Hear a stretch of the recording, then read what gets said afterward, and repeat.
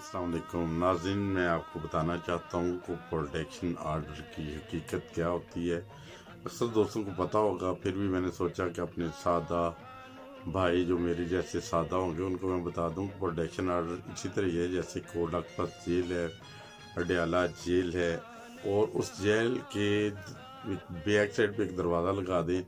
اور جس دروازے سے وہ جو مجرم ہیں جسے آپ نے بند کیا ہوا ہے وہ باہر نکلے، اپنی فیملی میں چلا جائے، سارا دن اپنے وہ شہر میں گھومے پھرے، اسمبلی کے اجلاس کے سلسلے میں کہ اسمبلی کی اجلاس اٹینڈ کرنے کے لیے ہم باہر آئے ہیں، اور مزے مزے سے سارا دن باہر گھومے پھرے، رات کو جا کے جیل میں سو جائے۔ یہ ہوتا ہے پروٹیکشن آرڈر، اور یہ صرف ان کے لیے جاری ہوتا ہے جو اربوں خربوں روپے کی جیسے چوری چکاری کی ہو، بددیانتی کی ہو، ملک کی خزانے کو لوٹا ہو، یعنی ان کو اس کے لیے کم از کم ایم پی ایم این اے ہونا انسان کو ضروری ہے، کوئی وزیر ہونا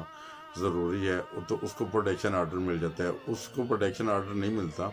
جو کسی غریب کا بچہ ہو، جس سے کبھی غلطی سے کوئی سائیکل چلا لی ہو، یا کوئی موٹر سائیکل چور ہو، یا کسی دکان سے دھنیا چوری کیا ہو نا، وہ تو بیچارہ گل سڑ جاتا ہے، 10-20 سال کی وہ جیل کاٹنی پڑتی ہے ان کو، ان کی نہ تو ضمانتیں ہوتی ہیں، نہ ان کو 50 روپے کے مچل کے اوپر وہ چھوڑا جاتا ہے۔ جیسے دیکھا ہے کہ ابھی تھوڑے دن پہلے جو ویسے چور تھے جن کو اربوں روپے کی جنہوں نے چوری کی، نقصان پہنچایا وطن عزیز کو، اور مزید پہنچانے کی خواہش بھی رکھتے تھے، تو ان کو جیلوں سے باہر نکالا گیا، بلکہ وی آئی پی پروٹوکول کے ساتھ انہیں پھر باہر کے ممالک میں بھیجا گیا۔ اگر تو آپ بڑے چور ہیں تو آپ کو وطن عزیز میں آپ کی جان سیف، آپ کا مال سیف۔ اگر آپ صلاح الدین جیسے چور ہیں، یا جس کا میرا وہ جو مشین تھی جو اے ٹی ایم اس کے اندر کارڈ پھنسا تھا، تو اس کو پہلے دن ہی وہ پولیس والوں کے حراست میں آیا، انہوں نے مار مار کے اس کی جان لے لی تھی۔ اس طرح آپ کی جان کو بھی خطرہ ہے۔ اگر چوری کرنی ہے تو بہت بڑے پیمانے پہ کریں، اربوں خربوں پہ کریں۔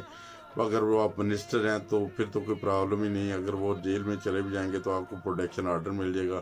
کم از کم سارا دن آپ اسمبلی میں بیٹھ کے گزاریں گے، اپنے فیملی کے ساتھ گزاریں گے، سب کچھ شام کے وقت وہ حوالات میں چلے جائیں گے۔ یہ ہوتا ہے پروٹیکشن آرڈر، اور یہ پروٹیکشن آرڈر بھی ان کے لیے ہوتا ہے جو خربوں اربوں روپے کی وہ چوری کرتے ہیں وطن عزیز کی، اس کو ملتا ہے، غریب آدمی کو نہیں۔ یہ نہ ہو کہیں کل کوئی غریب آدمی سائیکل چلاتا ہوا پکڑا جائے تو وہ اس کو پیسہ بند کریں گے تو اس کا جینا مرنا بھی ادھر ہی ہوگا۔ اس کا ایک اور چیز بھی ہے، وہ اگر مار بھی جائے گا نا جیل خانے میں تو اس کا علاج کے لیے کوئی شہر کے ڈاکٹر کو بھی نہیں دکھائیں گے۔ اگر کوئی اسی طرح کوئی بڑا چور ہوگا جو قومی سطح پہ ہوگا، جس نے وطن عزیز کو نقصان پہنچایا ہوگا، جس نے اس کو تو میڈیا پورا کم از کم پاکستان کا اس کا ساتھ دے گا، جو کافی حد تک میڈیا، سارا نہیں، کچھ میڈیا ایسا ہے جو چوروں کی پوری فیور کرتا ہے، تو پھر اسے پورے سیفلی اسے ملک سے باہر نکالنے کے میں اس کی مدد دیں گے۔ اور جب باہر پہنچ جائیں گے پھر وہی میڈیا پھر وہ دوبارہ اٹیک کرے گا، ایک دفعہ کہے گا انہیں کیوں باہر جانے